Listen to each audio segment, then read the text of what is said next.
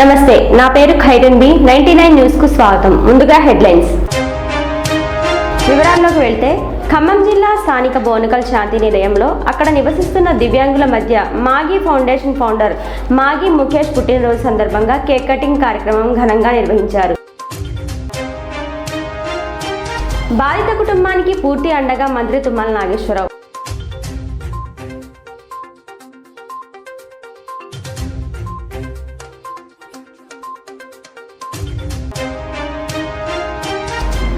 నిజాయితీకి మారుపేరైన మీనాక్షి నటరాజన్ను రాజ్యసభకు వెళ్లకుండా బీజేపీ అడ్డుకోవడం సిగ్గుమాలిన చర్య.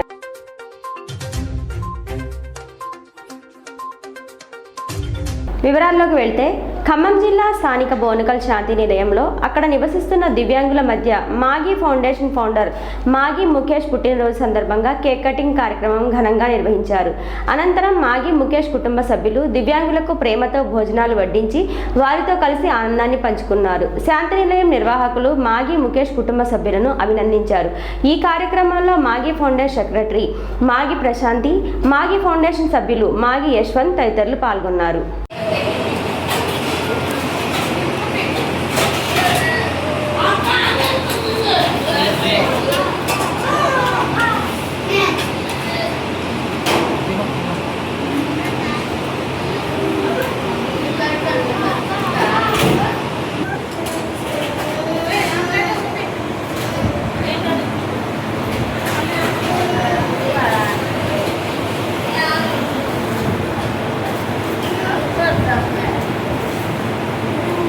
బాధిత కుటుంబానికి పూర్తి అండగా మంత్రి తుమ్మల నాగేశ్వరరావు. విషయం తెలిసిన వెంటనే బోడేపూడి రాజా బాధిత బాలిక తల్లితో కలిసి మంత్రి తుమ్మల నాగేశ్వరరావుతో ఫోన్లో మాట్లాడించారు.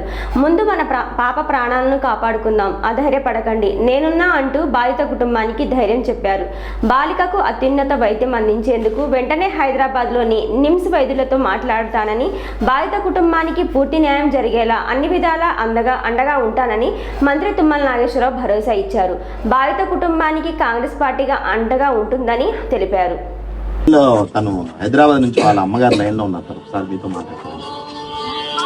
ఆదిలక్ష్మి గారు ఒకసారి మాట్లాడండి సార్, తుమ్మల గారు లైన్ లో ఉన్నారు.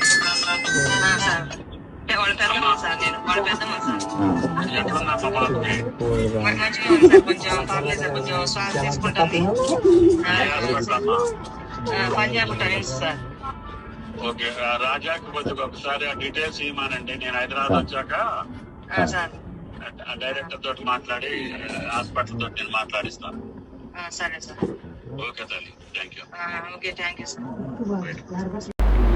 నిజాయితీకి మారుపేరైన మీనాక్షి నటరాజన్ను రాజ్యసభకు వెళ్లకుండా బీజేపీ అడ్డుకోవడం సిగ్గుమాలిన చర్య. మధ్యప్రదేశ్ రాజకీయాల్లో మీనాక్షి నటరాజన్ ఎదిగితే బీజేపీకి పుట్టగతులు ఉండవని దొంగదెబ్బ తీయడం నీచ రాజకీయం. దైవభూమి కేరళ నుండి కేదార్నాథ్ వరకు కాంగ్రెస్ జైత్రయాత్ర కొనసాగుతుంది. రాహుల్ గాంధీ అరణ్యవాసం పూర్తి అయ్యి ప్రధానమంత్రిగా పట్టాభిషేకం కావడం ఖాయమని అన్నారు. అందరికీ నమస్తే, నేను మీ డాక్టర్ కోటూరి మానవతరాయ్. సిగ్గులేని బీజేపీ, లజ్జలేని బీజేపీ, నీతి లేని బీజేపీ, నియమం లేని బీజేపీ, నిజాయితీ పర్రాలైనటువంటి నికార్సైన రాజకీయాలైనటువంటి నిజమైన గాంధేయవాదైనటువంటి మీనాక్షి నటరాజన్ను రాజ్యసభలో ప్రవేశించకుండా నామినేషన్ తిరస్కరించి అడ్డుకున్నది. ప్రజాప్రాతినిధ్య చట్టం 1951 section 33A, conduct of elections 1961 form 26 ప్రకారం అఫిడవిట్లో అసలు ఆమె మీద ఏ కేసులు లేవు. ఏ పోలీస్ స్టేషన్లో కూడా తెలంగాణలో కానీ మధ్యప్రదేశ్లో కానీ ఎటువంటి నేర చరిత్ర కూడా వారి మీద లేదు. అట్లాంటిది కుట్రపూరితంగా, దుర్మార్గపూరితంగా వారి మీద కేసు లేకున్నా కేసు ఉన్నట్లు సృష్టించి చట్టవిరుద్ధంగా ఎన్నికల అధికారి, రిటర్నింగ్ అధికారి ఆమె నామినేషన్ను బీజేపీ ప్రోద్బలంతో తిరస్కరించడం దుర్మార్గమైనటువంటి చర్య. ఈ చర్యను భారతదేశంలో ఉన్న ప్రజలందరూ ఖండించాలి. బీజేపీకి, ఇట్లాంటి నీచ రాజకీయాలకు పాల్పడే బీజేపీకి మరి బుద్ధి చెప్పాలి. వాస్తవంగా మీనాక్షి నటరాజన్ గారి పైన నాంపల్లి కోర్టు ఒక నోటీస్ ఇచ్చింది. ఏ కేసులు అంటే, ఒక ప్రైవేటు వ్యక్తి నాకు 10 కోట్ల పరువు నష్టానికి భంగం కలిగింది అని చెప్పి నోటీస్ ఇస్తే ఆ నోటీసులో A4గా వారు పేర్కొన్నారు. కోర్టు దానికి ప్రైవేట్ వ్యక్తి ఇచ్చినటువంటి దానికి కోర్టు నోటీసులు ఇస్తే మీనాక్షి నటరాజన్ గారు స్పష్టంగా సూటిగా సమాధానం చెప్పడం జరిగింది. ఏం సమాధానం చెప్పారంటే, ఇది రాజకీయ కుట్రతో వేసినటువంటి కేసు, ఇది రాజకీయ దురుద్దేశంతో వేసిన కేసు అని చెప్పి స్పష్టంగా సమాధానం ఇచ్చారు. ఆ తర్వాత ఆ కేసు గురించి మళ్ళీ విచారణకు రావాలని చెప్పి కానీ, ఈ విచారణ కొనసాగుతుందని చెప్పి కానీ కేసుకు రమ్మని మీనాక్షి నటరాజన్ గారికి ఎటువంటి సమ్మన్లు కూడా జారీ చేయలేదు. అదేవిధంగా ఈ వ్యక్తి, మహిళా వ్యక్తి, ఎవరైతే ప్రైవేటు వ్యక్తి కేసు నమోదు చేశారో ఆ కేసును పలు పోలీస్ స్టేషన్లో క్రిమినల్ కేసు కింద నమోదు చేయమని చెప్పి ఎక్కడ కూడా కోర్టు ఆదేశించలేదు. మరి ఆదేశించలేనప్పుడు మరి ఆ ఫామ్ 26లో ఏ విధంగా అఫిడవిట్లో మీనాక్షి నటరాజన్ గారు మరి నా కేసు లేకపోయినా ఉందని ఎట్లా చెప్పుకోరు కదా. కేసు లేనప్పుడు ఏ విధంగా అఫిడవిట్లో పేర్కొంటారు? కాబట్టి బీజేపీ, తెలంగాణలో ఉన్న బీజేపీ నాయకత్వం, అక్కడ ఉన్నటువంటి బీజేపీ అధికారంలో ఉంది కాబట్టి అక్కడ ఉన్న నాయకత్వానికి ఈ కేసు విషయంలో, ఎందుకంటే ఈ కేసు విషయంలో ఆ మహిళ ఏదైతే ప్రైవేటు కేసు కోర్టులో వేసిందో ఆ మహిళ వెనుక నారాయణపేటకు చెందినటువంటి బీజేపీ నాయకత్వం, తర్వాత తెలంగాణ బీజేపీ నాయకత్వం ఉన్నదని ఆ రోజుల్లో పెద్ద ఎత్తున వార్తలు రావడం జరిగింది. మనందరం కూడా చూశాం. అయినప్పటికీ ఏది ఏమైనప్పటికీ ఈ నామినేషన్ను, ఈ కేసును పేర్కొనలేదని చెప్పి తిరస్కరించడం చాలా దారుణం. ప్రజాస్వామ్యాన్ని కూనీ చేసినట్లు లెక్కనే. అంటే ఎన్నికల సంఘమా లేకుంటే బీజేపీ జేబు సంస్థ అన్న విధంగా ఇలా దేశంలో ఎన్నికల సంఘం వ్యవహరిస్తుంది. పలుదఫాలుగా రాహుల్ గాంధీ గారు చేసిన ఆరోపణలు స్పష్టంగా కనపడుతున్నాయి. కాబట్టి వాస్తవంగా చూస్తే బీజేపీకి ఏమైంది? గతంలో పార్లమెంట్లో మహిళా రిజర్వేషన్ బిల్లు పెట్టినప్పుడు అక్కడ చుక్కెదురైంది, చెంపదెబ్బ తగిలింది, గట్టి ఎదురు దెబ్బ తగిలింది. ఎందుకంటే మహిళా రిజర్వేషన్ బిల్లు కానీ డీలిమిటేషన్ బిల్లు వీగిపోయినాయి. కాబట్టి మహిళా రిజర్వేషన్ బిల్లును మళ్ళీ జూలైలో జరిగే వర్షాకాల సమావేశాల్లో ప్రవేశపెట్టి ఆ బిల్లును ఆమోదించుకోవాలంటే రేపు రాజ్యసభలో ఒక మహిళగా, బలమైన శక్తిగా ఉన్నటువంటి, నిజాయితీ పర్రాలుగా, నికార్స్ అయినటువంటి రాజకీయ నాయకురాలుగా ఉన్నటువంటి మరి మీనాక్షి నటరాజన్ గారు ఉండొద్దు ఆ రాజ్యసభలో. ఒకవేళ మీనాక్షి నటరాజన్ గారు ఉంటే అట్లాంటి బిల్లులు విషయంలో గట్టిగా వాదించి నరేంద్ర మోడీ గుండెల్లో రైళ్లు పరిగెత్తించే విధంగా వారు మాట్లాడతారు. కాబట్టి భయపడిన బీజేపీ ప్రభుత్వం కుట్రపూరితంగా మరి దొంగ దెబ్బ తీసింది మీనాక్షి నటరాజన్ గారిని అని చెప్పి స్పష్టంగా దేశం మొత్తం కూడా గ్రహించడం జరిగింది. కాబట్టి ఈ బీజేపీకి ఇప్పుడు ప్రస్తుతం రాజ్యసభలో 113 సొంత బలం, తర్వాత ఎన్డీఏ కూటమి మొత్తం కలిపితే 139-140 మంది సభ్యులు ఉన్నారు. అదేవిధంగా దుర్మార్గంగా మమతా బెనర్జీకి చెందినటువంటి 20 మంది లోక్సభ సభ్యుల్ని వాళ్ళ వైపు విలీనం చేసుకునే ప్రయత్నం చేస్తుంది. ఎందుకంటే రేపు రాజ్యసభలో బలం కావాలి, లోక్సభలో బలం కావాలి. అదేవిధంగా ఆప్ సంబంధించినటువంటి 7 ఎంపీలను కూడా వాళ్ళ వైపు తీసుకొని దేశంలో ప్రతిపక్షాలు లేకుండా కుట్ర పన్నుతుంది బీజేపీ. రేపు ప్రవేశపెట్టే అక్రమ బిల్లుల విషయంలో, చట్ట వ్యతిరేకమైన బిల్లుల విషయంలో రేపు ప్రతిపక్షాలు అడ్డు తగలొద్దనే ఉద్దేశంతో ఈ విధంగా కుట్రలకు తెరలేపుతుంది. అంతేకాకుండా మధ్యప్రదేశ్ రాజకీయాల్లో మీనాక్షి నటరాజన్ లాంటి నాయకురాలు, గాంధేయవాది, నిజాయితీ పర్రాలు రాజకీయాల్లోకి వస్తే యువత మొత్తం కూడా ఆమె వెంట ఉంటారని చెప్పేసి మధ్యప్రదేశ్ రాజకీయాల్లో మీనాక్షి నటరాజన్ యొక్క పాత్ర క్రియాశీలకం అవుతుందని చెప్పి బీజేపీ ప్రభుత్వం ఈ నామినేషన్ను తిరస్కరించింది. కాబట్టి ఇట్లాంటి తప్పులు చేసి దుర్మార్గంగా వ్యవహరించే బీజేపీ పార్టీకి కుక్క కాటుకు చెప్పు దెబ్బన్నట్టు తెలంగాణ ప్రజలుగా దేశవ్యాప్తంగా ఉన్న భారతీయులే చెంపదెబ్బలు కొట్టి బుద్ధి చెప్తారు. మీరు గర్వపడకండి, మేమేదో సాధించినాం, మీనాక్షి నటరాజన్ లాంటి వ్యక్తిని అడ్డుకున్నామని. కాబట్టి చట్టంలో ఉన్న లొసుగులను ఆసరాగా చేసుకొని బీజేపీ మరి మీనాక్షి నటరాజన్ యొక్క నామినేషన్ తిరస్కరించింది. ఒకవేళ కోర్టుకు వెళ్తే కోర్టు భారత రాజ్యాంగంలో 329B నిబంధన ప్రకారం ఏంది, ఎన్నికల ప్రక్రియ జరిగేటప్పుడు కోర్టులు మధ్యలో జోక్యం చేసుకోవు, ఎన్నికల సంఘం జోక్యం చేసుకోమని కూడా చెప్పలేవు. కాబట్టి ఎన్నికల విషయంలో కోర్టులు జోక్యం చేసుకోవు. కాబట్టి రాజకీయంగా మీనాక్షి నటరాజన్ లాంటి నిజాయితీ పర్రాలైన గాంధేయవాదిని దెబ్బ కొడితే మీరు మట్టి కొట్టుకుపోవటం ఖాయం. కేరళం దైవభూమి నుంచి కాంగ్రెస్ జైత్రయాత్ర తమిళనాడు మీదుగా, కర్ణాటక మీదుగా, తెలంగాణ మీదుగా మరో దైవభూమి అయినటువంటి ఉత్తరాఖండ్లోని కేదార్నాథ్ వరకు జరగబోతుంది. రేపు జరిగే ఎన్నికల్లో కాంగ్రెస్ పార్టీ కేంద్రంలో అధికారం రావటం ఖాయం. రాహుల్ గాంధీ గారు ప్రధానమంత్రి పీఠం పైన కూర్చోవటం ఖాయం. మీరు ఎంతమంది అడ్డు వచ్చినా ఆపలేరు. ఎందుకంటే క్రమక్రమంగా నరేంద్ర మోడీ యొక్క గ్రాఫ్ తగ్గిపోతుంది. రాహుల్ గాంధీ కాంగ్రెస్ పార్టీ గ్రాఫ్ పెరుగుతుంది. 2014లో కాంగ్రెస్ 42 స్థానాలు వచ్చినాయి. అదే బీజేపీ అధికారంలోకి వచ్చింది. 2018లో 303 స్థానాలు బీజేపీకి వచ్చినాయి. కాంగ్రెస్ గ్రాఫ్ పెరిగింది, 52 స్థానాలు వచ్చినాయి.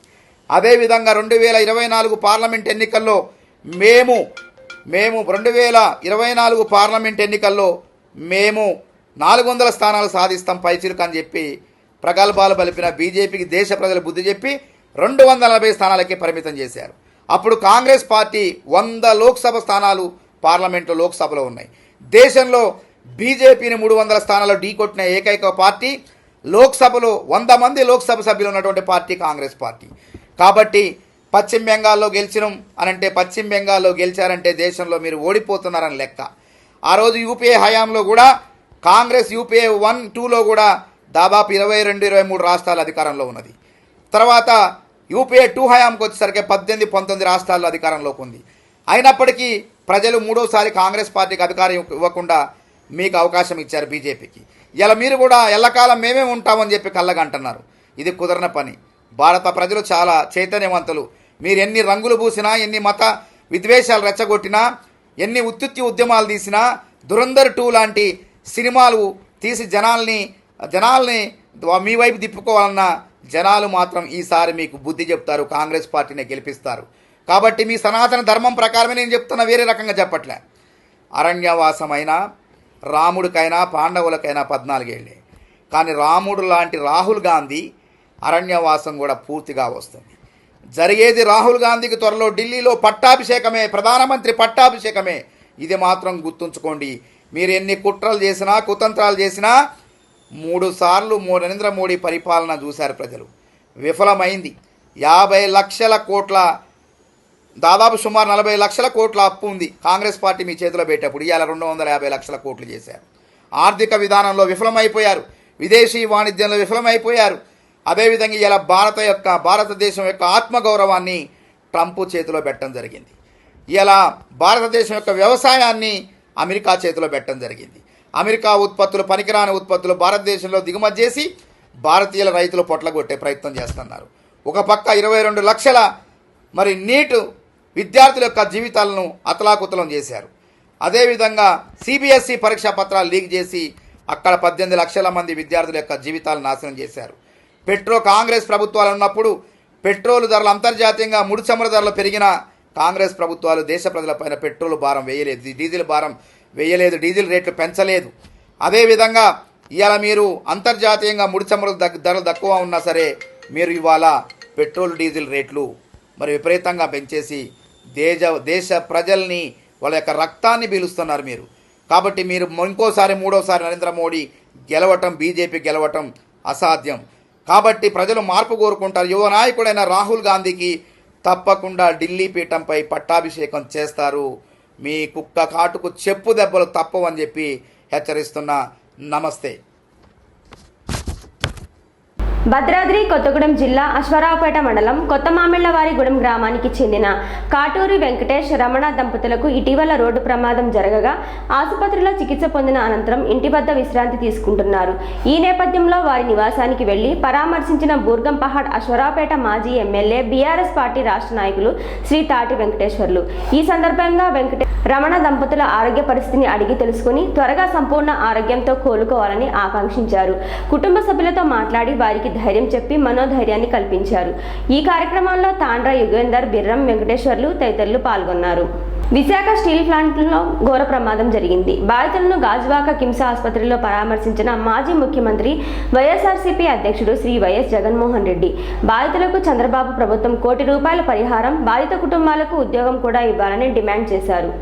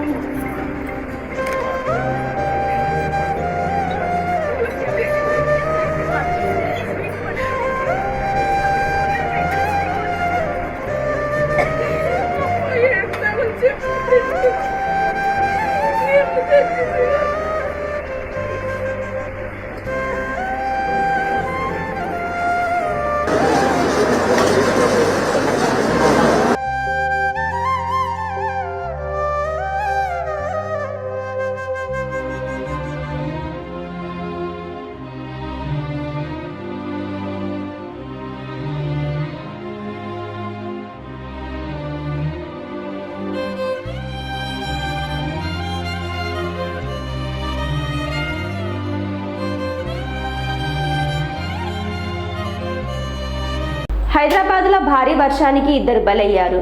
పాత బస్తీ చంద్రాయగుట్టకు చెందిన ఇద్దరు యువకులు కరెంట్ షాక్తో మృతి చెందారు.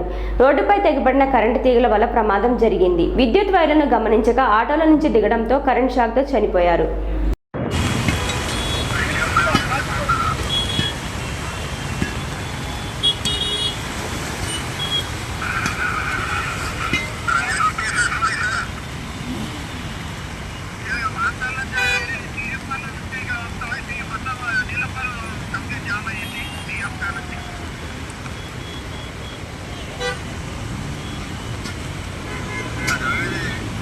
కాంగ్రెస్ పార్టీ సీనియర్ నేత షబ్బీర్ అలీ సంచలన వ్యాఖ్యలు చేశారు. కాంగ్రెస్ పార్టీ డబ్బులకు అమ్ముడుపోయే పార్టీగా తయారైంది. డబ్బులు పెట్టి పదవులు తీసుకుంటున్నారు. టీపీసీసీ అధ్యక్షుడు మహేష్ కుమార్ గౌడ్ డబ్బులకు పదవులకు ఇస్తున్నాడు. కాంగ్రెస్ కార్యకర్తలతో షబ్బీర్ అలీ మాట్లాడిన కాల్ రికార్డింగ్ లీక్ అయింది. గడ్డం చంద్రశేఖర్ రెడ్డి అన్న ఎవడన్నా జనరల్ సెక్రటరీ డబ్బులు పన్ను ఉన్నాయి, ఏం చేస్తావు నువ్వు? డబ్బులు పెడుతున్నారు, పండ పెట్టుకుంటున్నారు, తీసుకోండి. వాడు నమ్ముతున్నాను లేదా వస్తుంది వస్తుంది వస్తుంది. నాకు ఇప్పుడు చూసి కళ్ళల్లో నీళ్ళు వస్తున్నాయన్న. Sorry sorry. వెంకటరమణ అంటే ఓకే, నాకేం బాధ లేదు. గడ్డం చంద్రశేఖర్ ఎవడన్నా కైలాస్ చెప్పారు నాకు అట్లా అమ్ముడు పోయే పార్టీ తయారైంది. మనం ఏం చేస్తాం? ఏమన్నా ఇక మేడం ఏం చేస్తుందో ఏం చేస్తున్నారు వస్తాను, పొద్దున వస్తాను. అందు గురించి అన్నా నువ్వు ఇంత చేసిన కళ్ళు పోయా నీతో కలిసాను. మొన్న కలిసిన 2 సార్లు కలిసిన. బయోడేట్ ఇమ్మంటే బయోడేట్ ఇచ్చాను. మీరు చెప్పినాక మీరు కలుస్తాను. మిమ్మల్ని కాదని నేనే పోతాను. భారీ వర్షాల కారణంగా పాత బస్తీలోని చెత్తా బజార్ దివాన్ దేవిడి వద్ద ఉన్న చారిత్రక కమాన్ భాగం కుప్పకూలింది. గత కొన్ని రోజులుగా కురుస్తున్న నిరంతర వానలతో ఈ పురాతన కట్టడం పూర్తిగా బలహీనపడి కూలిపోయినట్టు స్థానికులు తెలిపారు. అదృష్టవశాత్తు ఈ ప్రమాదంలో ఎలాంటి ప్రాణ నష్టం జరగలేదు. అయితే ఈ ఘటనతో పాత బస్తీలోని చారిత్రక హెరిటేజ్ కట్టడాల భద్రతపై తీవ్ర ఆందోళన వ్యక్తమవుతోంది. వీటిపై ప్రభుత్వం వెంటనే చర్యలు తీసుకోవాలని స్థానికులు కోరుతున్నారు.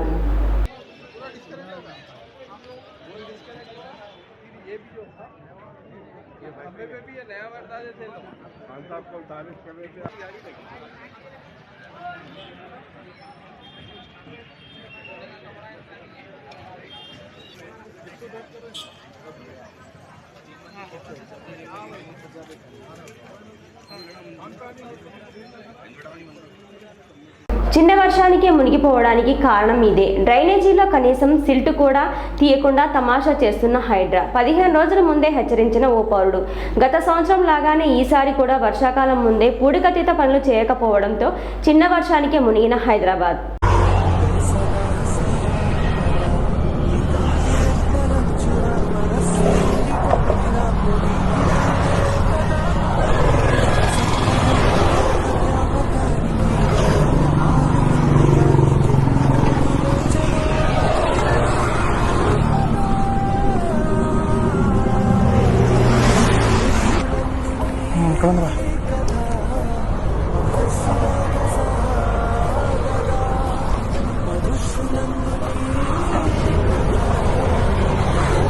వాటర్ పోతుందండి, చాలా వేగంగా వెళ్ళిపోతుంది వాటర్ నుంచి.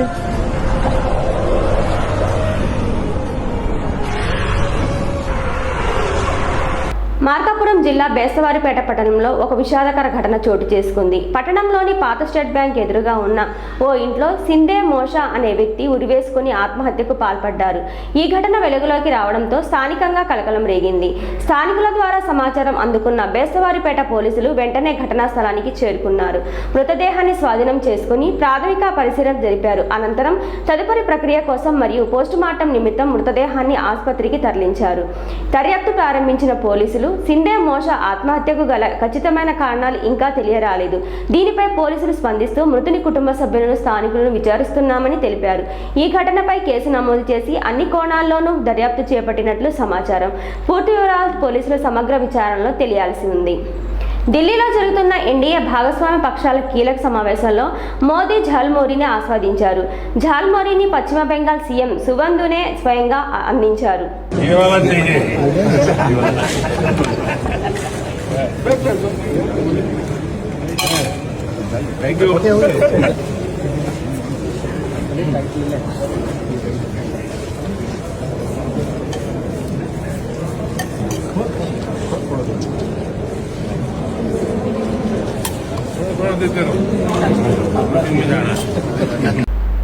ఖమ్మం నగరంలోని వైరా రోడ్ సోనీ విజన్లో భారీ చోరీ జరిగింది. షట్టర్ తాళాలు కట్ చేసి చోరీకి పాల్పడ్డ దుండగులు, భారీగా మొబైల్ ఫోన్లను దొంగిలించిన చోరులు, 1,45,000 రూపాయలు విలువ చేసి సుమారు 22 ఐఫోన్లతో పాటు మరికొన్ని ఫోన్లు దొంగిలించిన దుండగులు. చోరీకి గురైన ఫోన్లో విలువ సుమారు 90 లక్షల వరకు ఉంటుందని అంచనా. ఘటనా స్థలానికి చేరుకుని విచారిస్తున్న పోలీసులు క్లూస్ టీం చోరీ అయిన సొత్తు విలువ పెరిగే అవకాశం. మాస్కులు, గ్లౌజులు ధరించి చోరీకి సంబంధించిన దృశ్యాలు సీసీ కెమెరాలు నమోదయ్యాయి. 2024లో వైఎస్ఆర్సీపీ ప్రభుత్వం ఉన్నంత వరకు విశాఖ స్టీల్ ప్లాంట్ కార్మికులు, ఉద్యోగులు ఎలా ఉన్నారు? కూటమి ప్రభుత్వం వచ్చాక గత 2 నెలలుగా ప్లాంట్లో కార్మికుల పరిస్థితి ఏంటి? ప్రతి ఒక్కరూ ఆలోచించుకుని బేరేజు వేసుకోవాలి. విశాఖపట్నం స్టీల్ ప్లాంట్ లో స్టీల్ మెల్టింగ్ షాప్ లో జరిగిన ఈ ప్రమాదంలో ఇప్పటికే దాదాపుగా 9 మంది చనిపోయిన పరిస్థితుల మధ్య హాస్పిటల్లో వైద్యం చేయించుకుంటా ఉన్నారు మరో 5 మంది. ఇందులో కూడా ఇంకా ఒకరి పరిస్థితి చాలా విషమంగా ఉన్న పరిస్థితుల మధ్య దాదాపుగా 95% బర్న్స్ తో ఇంకా ఒక అన్న ట్రీట్మెంట్ చేయించుకుంటా ఉన్నాడు.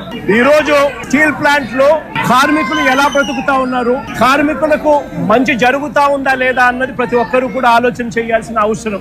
2024 వైఎస్ఆర్సీపీ ప్రభుత్వం ఉన్నంత వరకు కార్మికులు, స్టీల్ ప్లాంట్ ఎంప్లాయీస్ ఎలా బ్రతికే వాళ్ళు, ఇప్పుడు చంద్రబాబు నాయుడు గారి ప్రభుత్వం వచ్చిన తర్వాత వీళ్ళ కూటమి ప్రభుత్వం అధికారంలో ఉన్న నేపథ్యంలో ఎలా బతుకుతా ఉన్నారు కార్మికులు, ఎంప్లాయీస్ అన్నది అందరం కూడా బేరీజు వేయాల్సిన అవసరం ఉన్న పరిస్థితి.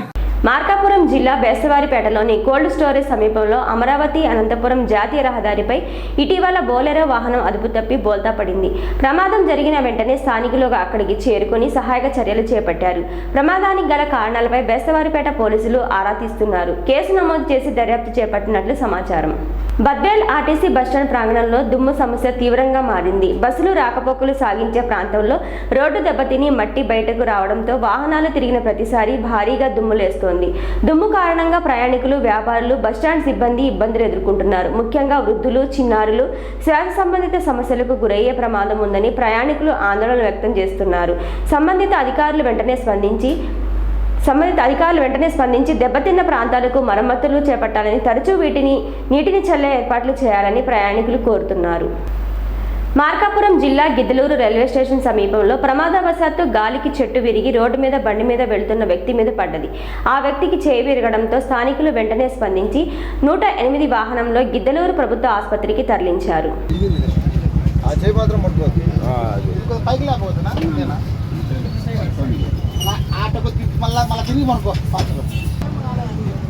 మేలు కదా మధ్యలో